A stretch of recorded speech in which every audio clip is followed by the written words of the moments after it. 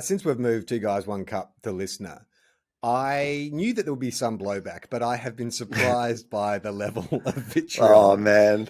and the kind of the assumption that like we're these corporate sellouts and that we don't care about our listeners and that this was just, some people feel like they've taken it real personally because Like really personally, they're they will they're treating cancel us their like we're a real thing. Like, you know what I mean? Like it's like a dumb imaginary show that like barely anybody listens to and like barely exists, right?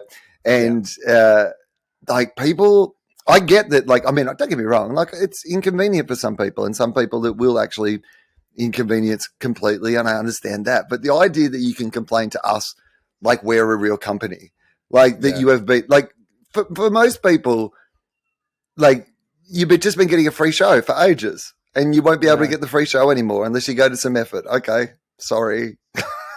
Well, like you used to hear stories about like when Neighbours was huge and Greg Fleet Yeah, killed Daphne, and he tells stories about people coming yeah. up to the street and yelling at him and stuff. And I'm always like, people can't be that crazy. But then there's this tiny little micro podcast with a very small niche audience, and we're getting blowback. I'm like, holy shit! I guess Greg Fleet was telling the truth. It is like, I mean, it's not surprising to me. I will say that. Like, people are conditioned to complain about everything now. And I think it's not so much on them as it is on the fact that this is what our society became. We became obsessed with people being empowered to give their feedback. You know, you go to a restaurant, you rate the restaurant. You go to a Airbnb, you rate that. You know, you get in an Uber, you rate the driver. And now to the point where that feedback process is so ingrained. I don't know if you've ever hired a car, but man, if they ever need people to hunt down COVID cases, they should get the people who run hire car companies who hunt you down for your feedback at the end. Like, if you don't fill in that survey about the customer service that they send you, you will hear from them 19 times in that next year where they're like, do you just want to fill in that survey? And maybe give us 5 stars because we're going to lose our job if you don't give us 5 stars. So it's not worth anything anyway, because I'm too guilty to not give them anything but 5 stars in that situation. So it's only so these companies can justify that they've got this feedback process, and then they can go, look, all these customers are really happy. Whereas I'm not sure that all the customers are really happy. And so now everybody is like, well, I'm going to complain about this. Like, here's what you can do. Like, not listen to the show. That seems like enough when it's a free show, I think. You know, there are things that I have stopped listening to because they became inconvenient to me, but I didn't feel the need to get online and complain to the person that their decision had inconvenienced me. Yeah, I mean, look, I get it too. I understand the inconvenience, but it's more the kind of motivation or I had to turn off my mentions for a few days because it felt like everyone was like psychoanalyzing me as this kind of like, I told you about the guy who was like, we've been seduced by corporate media. Like, as if we were Wayne and Garth and Rob Lowe's come along and said, guys, your shitty little basement show, we want to take it to the big time. And that we couldn't see that what he really wanted to do was like, turn it into a paid editorial.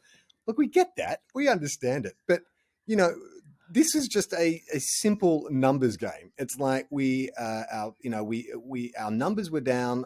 We had a long time off the show. We need to turn over. We have employees. We need revenue. This seemed like a fairly simple kind of transaction to me, one that I, from the outside, would think that I would understand. But then for some people to go, oh no, they led us along. They led us along for 6 years just so they could do this. They could stab us in the guts. Yeah, stab us in the guts by making you go to a free app that you don't have to pay for. You just have to download the app and listen to it there. It's not like the worst crime ever. I get if you're overseas. Like, if you're overseas, I'm sure you. That's like, the one thing I feel bad for is the people who do want to listen who can't listen. And we are working on finding a solution. The best we've got right now is you have to download a VPN and go to TOFOP.com. I know that's not ideal for the ideal listening experience, but that is one priority that we're trying to get past is how overseas listeners who do like the show and want to listen and don't want to yell at us, how we can get them back on the show. Well, it just feels like an unequal transaction to me, which is that idea of going, all we're asking you to do is go over to Listener and download a free app and listen to it there, right? If you're in Australia. We're not asking you to, subscribe to anything and pay for anything, any of those sort of things. It makes our lives easier so that we can actually do the show, because the show's this is the, I mean, again, we're probably talking about this too much because it's probably only like a few, like a small amount of loud voices, but Two Guys, One Cup is our smallest show. You know, it's like, it can have great moments, but like it's this little niche thing. It's an AFL adjacent football podcast. It's a podcast that doesn't really appeal to proper footy fans, and it doesn't like, you know what I mean? And it kind of appeals to people who don't really like footy. Like it's a weird niche show. And even in the shows that we make, like all our other shows, like, you know, are kind of bigger shows than that. And yet this one involves a lot of work. You know, there's obviously extras of, you know, having to be engaged in like keeping up with the news, like getting it out really regularly. And you can't bank a couple of episodes, anything like that, because of the nature of the fact that we're, you know, talking about something that is happening in real time. So it's a huge thing for us to do, a huge commitment in our lives. One for which last year we literally were getting no reward at all. Like there was no money coming in for the show. Like, you know, basically it was just. I don't think we've been, not for years. I think we had a sponsor 5 years ago and that was it. That's all we've had in 4 years. Right. And so all our other shows have been just basically paying for this show to exist. So for us, it's been quite a lot of hassle. All we're asking you to do is download a free app and listen to it there. Like, and it really takes a lot off our plate. So you can, if you can just put yourself in our shoes for a second, you might go, oh yeah, okay, I get that this isn't like some, like we've always been really, really determined to, you know, have our shows being able to be accessed for free for as many people as possible. And like even this arrangement, you could get more money to go behind a paywall somewhere.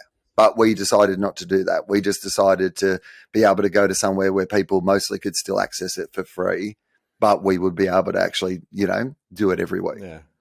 I mean, I have seen that perspective as well, where people go, look, I totally get it. I understand it's a financial decision, but I still will not be listening. And I'm like, that sentence would have been perfect if you just said the first part. Like, right. You still didn't need the little end bit. I mean, that still makes me feel bad. I mean, there are human beings behind this stupid niche show that's not quite a sports show and not quite a comedy show. It's somewhere in the middle. You don't have to keep telling us how you'll never dine in this restaurant again. And I've got to be honest with you, if we hadn't signed a contract to put the show out every week after the first weekend of football, I'm not sure either of us would want to do a second week of it this year. So... Oh, exactly what I was thinking. To see the full video, join our Patreon. Patreon.com/TOFOP.